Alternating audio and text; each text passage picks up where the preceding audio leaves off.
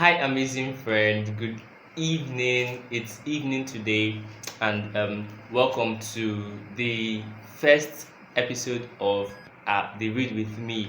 Remember, we are going to be reading this book, The Lekki Headmaster.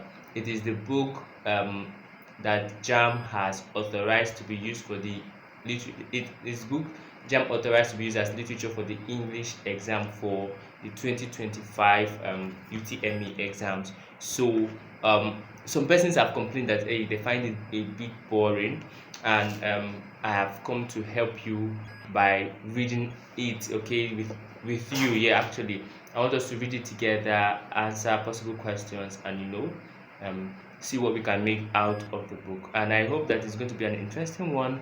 So, without further ado, let us start. So the book The Lekki Headmaster was written by or is written by Kabir Alabi Garba.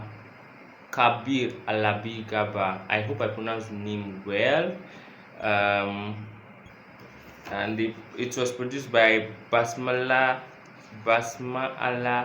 Communications Limited. So take note just in case they ask. Um, Copyright is 2024. First copyright is 2024. Is there anything we need to check here again? And it is dedicated to all teachers committed to the cause of sound education. You are truly the real builders of the nation. So this book, The Lekki Headmaster, is dedicated to all teachers that are committed to nation building. And yeah, obviously it's written by Kabir Alabi Garba. Let's see what's at the back. We're going to the back now, and it's saying the Lekki Headmaster tells the inspiring story of Beppo,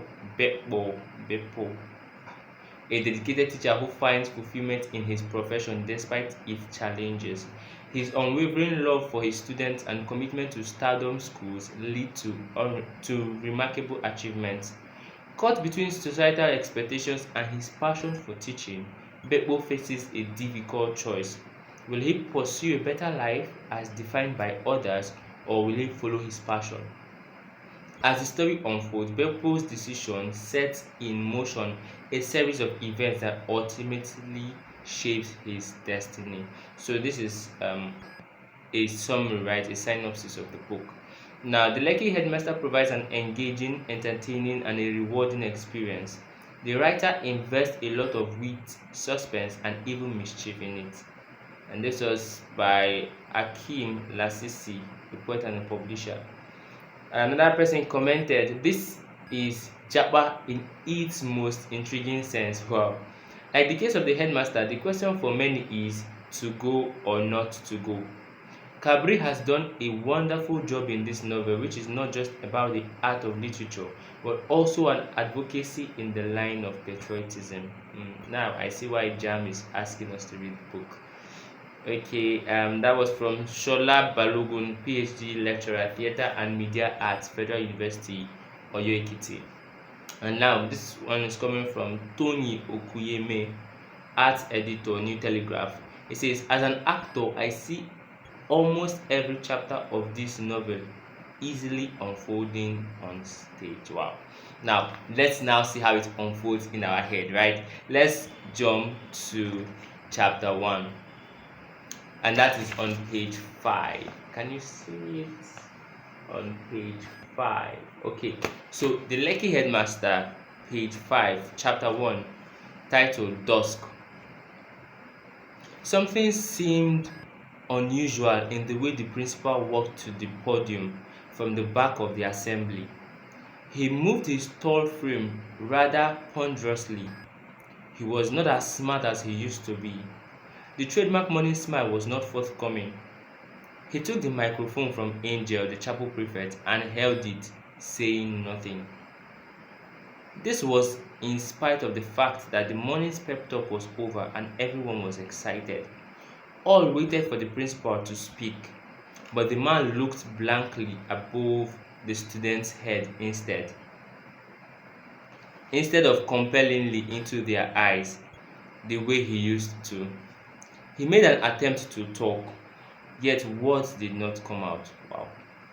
His head dropped over his broad shoulders as he began to stare at the colorful tiles on the floor. There was heavy silence. The principal again attempted to speak. Tears. Everyone saw them. Tears trickled out of his eyes. He made yet another attempt to produce words. This time, the microphone dropped on the floor, sending a vexatious clatter out of the twin sound boxes at the assembly. You know that? More tears streamed from both eyes, competitively rolling down his sunken cheeks. Dozens of perplexed eyes, students and staffs, fixed on him. There was nowhere to hide from the puzzled looks. Then Mr. Beppo Adewale hid in the only available space. He brought his palms together like a supplicant and shielded his face. The first person who found a voice was the vice principal, Mrs. Grace Ape. "What is the matter, principal?" she asked, moving to his side. Four other members of staff joined her, but the principal said nothing. Instead, he sobbed freely. You get that? The school nurse, Mrs. Titi, fetched a handkerchief and offered it to the weeper. "Please conclude the assembly and let the students go into their classes immediately," the vice principal instructed the chemistry teacher, Mr. Justus Annabel. Mrs. Ape, I don't know if it's Ape or Ape, so forgive me if I'm spoiling the name right now. So I'll call it Ape since this is Yoruba. So Mrs. Ape, the nurse, and Mr. Oyelana, the CRK teacher, started walking the principal back to his office. His face still buried in his palms, sobbing even more agitatedly. "Sir, what is the matter?" Mrs. Titi, or Nurse Titi, as she was fondly called, asked, as they helped Beppo to his chair in the office. "Is anything the matter?" she asked again. Beppo did not utter a word. The tears did not stop flowing either. At 8:05 a.m., more teachers arrived to console the sobbing principal or possibly lend a helping hand, but the VP advised they go to their classes, exempting the guidance counselor, Mrs. Becky Ebin.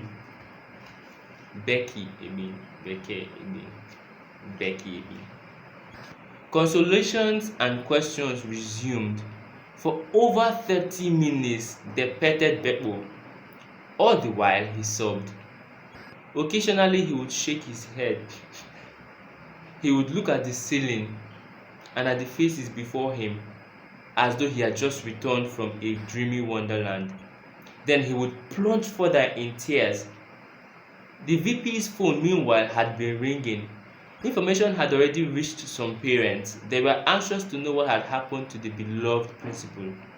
One parent learnt he was weeping uncontrollably and rolling on the floor. Mobe students. Another parent heard that he kept muttering, "Oluwa gbemi o, Oluwa gbami o, Oluwa gbami o, save me, oh God." At this point, Mrs. Akpe realized the best she could do was call the managing director, Mrs. Ibidun Gloss, popularly called MD, who but for a function she had to attend that morning ought to have been in school. But the morning assembly had not begun on a tearful note.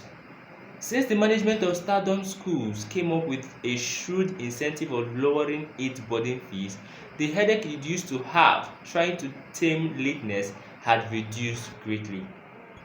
From 250,000 naira per session, the fee climbed down to 165,000 naira.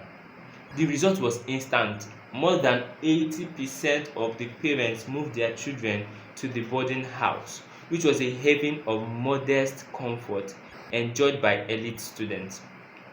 Almost all the students began to turn up at 7:45 a.m. for the assembly. That was far from the case before the policy change. Many of the learners came from different parts of Lagos where the fear of heavy traffic was the beginning of wisdom. Interestingly, not many parents complained when the school almost immediately raised the fee for excursion and other items by 93,000 naira.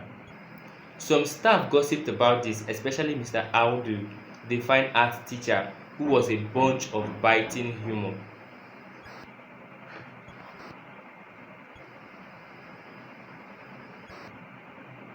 He cleared his throat, pushed a finger into his mouth, drew it out, and pointed skywards. In matter of economics, he quipped, I swear, the MD is a witch, and wizard rolled into one. Audu and his naughty grammar. The assembly had commenced early. The A-list school, located in the posh heart of Lekki as usual, began the ritual with a short prayer in the form of a recitation of the second stanza of Nigeria's national anthem, O God of creation, direct our noble cause.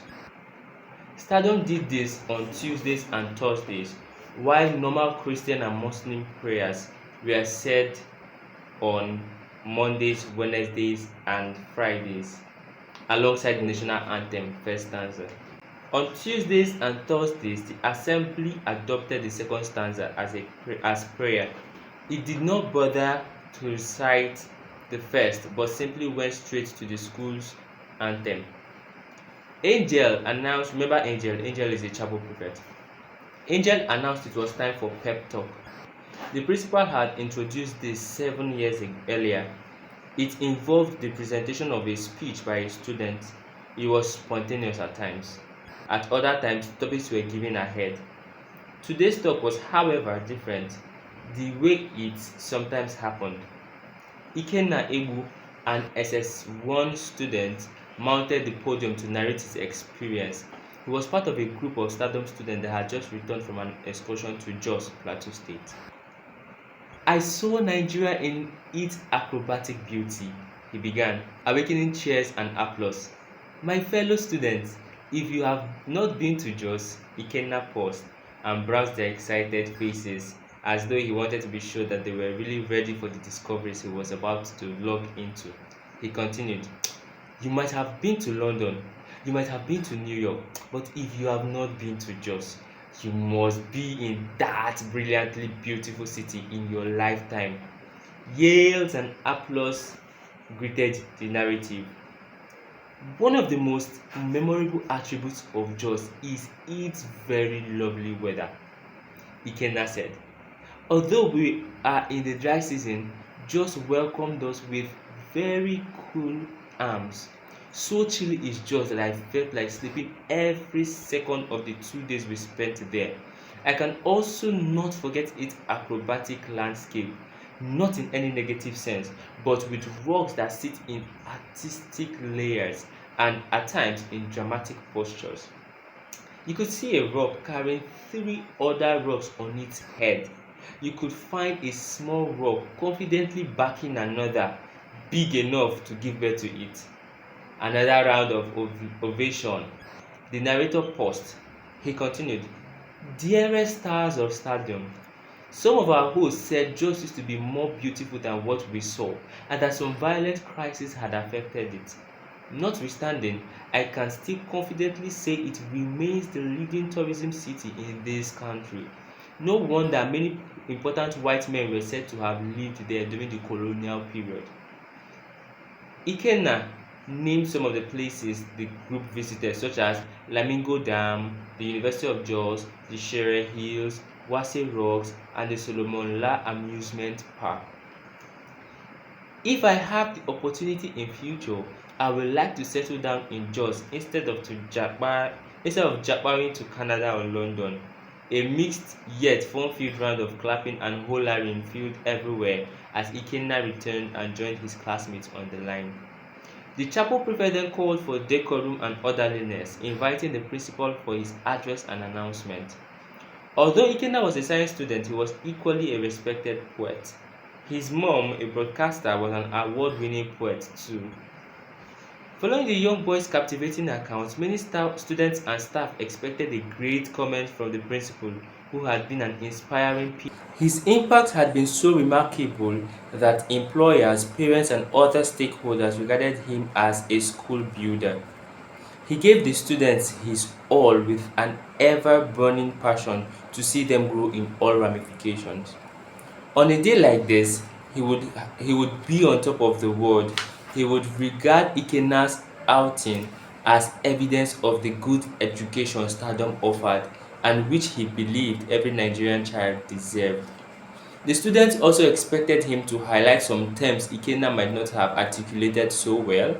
They were eager to hear something special from the tall, light-skinned principal nicknamed the Lekki Headmaster because of the way he used to imitate characters in the old TV drama Village Headmaster when he was headmaster at Stardom Kiddies. It was his funny way of amusing the pupils. Sometimes Stardom students called him Principal because he never got tired of saying the pronunciation of principal should not end with pa. It's principal, Beppo would emphasize. But of course, Mr. Beppo this morning was not on top of the world. He was under the world of tears. At her office on the second floor of the admin building, the MD aimlessly removed her glasses and aimlessly dropped them on a tea stool by her right. She never envisaged the frustration fast beclouding what ordinarily should have been a pleasant morning. She had driven down to school hurriedly after the VP raised the alarm about the principal's strange behavior. Only the previous day, the school had celebrated its over 90% success in the last WAEC West African School Senior School Certificate Examination WASC. The event ought to have held earlier, but it was postponed because the management could not immediately decide on the star prizes it wished to give. The school surprised all members of staff with snacks, bottles of wine, and 20,000 naira each for all SS3 teachers. Those who handled subjects where candidates scored distinctions, however, took home 30,000 naira each. The only students who had questions to answer were Mr. Obong Okaku and Mrs. Taye Karim, in whose subjects, chemistry and geography respectively, two candidates had Ds. But all the teachers escaped real trouble as no candidate scored F9. At Stardom, consider yourselves sacked if any of the students you presented for WAEC or NECO recorded F9. The previous year, not even a cousin of the MD, Mr. Funso Daniels, was spared an abrupt exit. Following her arrival at about 9:30 a.m., the MD invited Beppo to her office, asking what the problem was. 30-something minutes later, he had yet to state any reason for his distraught disposition. Instead, he kept muttering, "Thank you, I will be alright." Mr. Beppo, you keep saying you'll be alright, but you're not saying what the problem is. You are aware that, given your position in this school and the excellent performance you have always put up, you are central to everything that goes on. You're supposed to be the embodiment of sanity, the balm to the troubled nerves. In many cases, these are what you have been. But why would you suddenly turn the source of our anxiety? Madam, the principal managed to say, then broke down again. The MD became more agitated. She picked one of the three handsets on her table. She made a call which 3 minutes later produced the physics teacher, Mr. Okpewandi, who was also a pastor. "I am here, ma," Wandi said as he walked in. He had missed the morning assembly, and besides the gist gathered from colleagues, he was only seeing Beppo for the first time in the day. "Principal, I hope all is well," he asked. "Not really, and that is why I invited you," the MD said. Wande stooped beside the principal and began to ask him in a subdued voice. He asked what the real matter was and assured he would keep secret whatever information Mr. Beppo gave concerning his plight. Just like the MD had done, The pastor teacher also reminded Beppo of his cardinal position in the school and the fact that news of the matter had already begun swirling miles away from the premises. Wande spoke to the upset principal for close to 10 minutes. Realizing he might have been talking to a brick wall, he turned back to the MD and said, "Ma, have we called Mr. Beppo's wife? I think we need to, and urgently too." Mrs. Ibidun Gloss did not object to the advice. She asked the principal for his wife's phone number.